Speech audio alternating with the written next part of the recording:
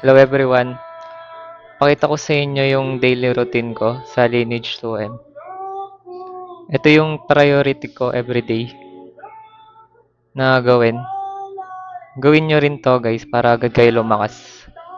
Una syempre bili muna tayo ng buff sa sa village, sa Oren Village.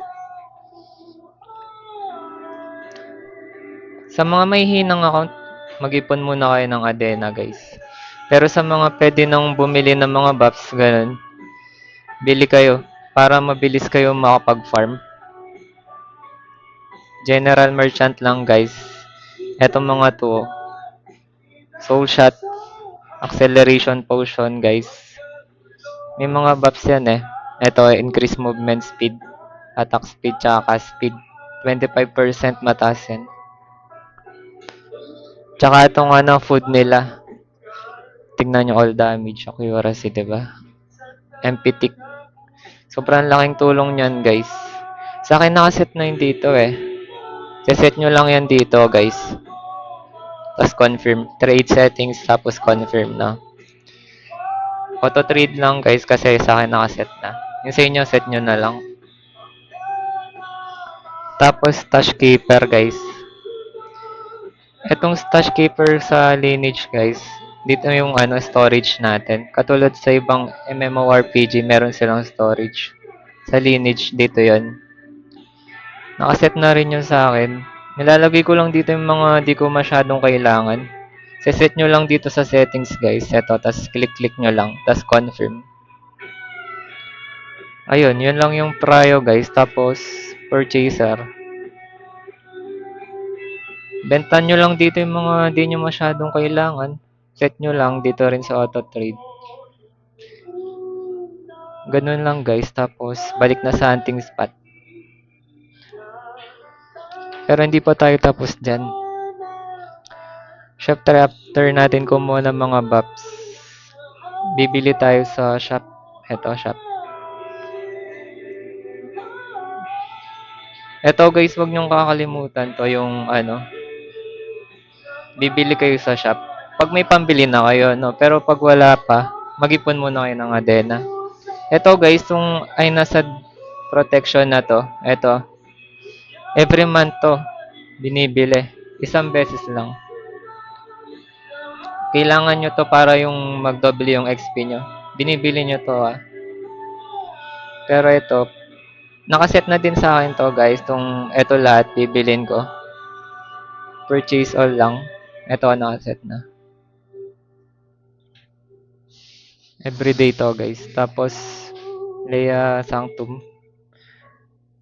Pag beginner ka palang mahal tong mga to eh. Kung hindi pa kaya, wag muna kayong bumili.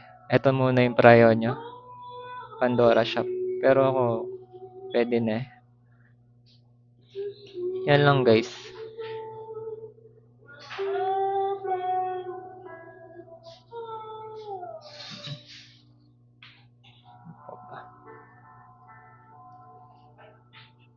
Kahit yun lang dalawa guys, pwede na yan. Tapos 'di ba, madami tayong nakukuhang cards. Confused lang tayo. YY lang. Sa pagbili natin, tsaka yung mga nakuha natin cards, dito na pupunta yun. Fuse lang tayo. Pag nakakuha ng bagong class, magkakaroon ka ng stats eh. Kaya dapat ginagawa nyo rin to everyday.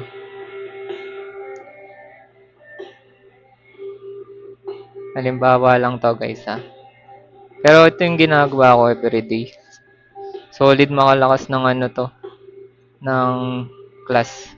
Tignan nyo, dahil sa pag-fuse tsaka mga event ng lineage time, nakakuha tayo ng mga gantong agad yon yung mythic class. Dahil lang sa pag-fuse yan, guys. Sa agad yun tsaka sa class. Same lang guys, fuse kayo everyday kung meron lang no. Pero pag wala, syempre, wag na. Sobrang laking tulong kasi nito guys, yung may makuha kayong bagong class. Syempre, pag bago, pwede nyong ma-equip. Tsaka magkakaroon kayo ng bagong stats.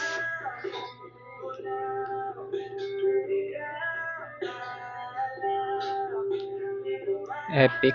Kapag meron kayo nakukuhang class na napunta dito sa confirm, why nyo lang guys or confirm. Tignan nyo yung class natin dito guys. Oo, ang ganda. Eto, nakuha natin tong Vulcan na to. Sa ano lang, pag-fuse lang din, tsaka sa event-event. Ang dami kasing pa-event dito sa Lineage eh. Sobrang ganda ng stats nito guys.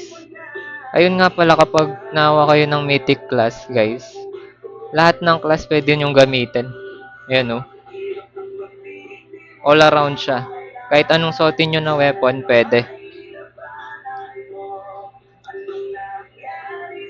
Siguro yun lang. Tsaka mail guys. Yung mail every day. 3 beses nagkakaroon ng mail. Pag may mail, lagi nyong kiniklaim. Tsaka dapat, na-organize nyo lang din yung, bag nyo. Sa akin, hindi pa ako nakapaglinis. Open lang kayo ng cards, tapos fuse. Para, madaming stats. Yun, kahit ganun lang yung prio, guys. Everyday. Yun yung daily routine na gawin nyo. Ito, ganito, guys. Ito yung, laking tulong nung Inasad Blessing. Ito yun, magiging kayo ng, ano, sobrang taas na percent ng XP tsaka Adena. Kapag kasi hindi yan, guys, mababa yung XP gain. Try natin alisin.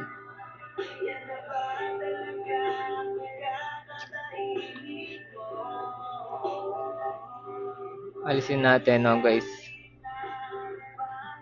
Kaso meron pang meron pang ganito, yung Blessed Feather. Pero kapag wala yan, guys, sobrang baba nung pagkakuha nyo. Auto use nyo lang guys pag nabili nyo yung sa shop. Every month lang yan. Tapos 1 beses lang naman gagamit. Isang beses lang bibilin.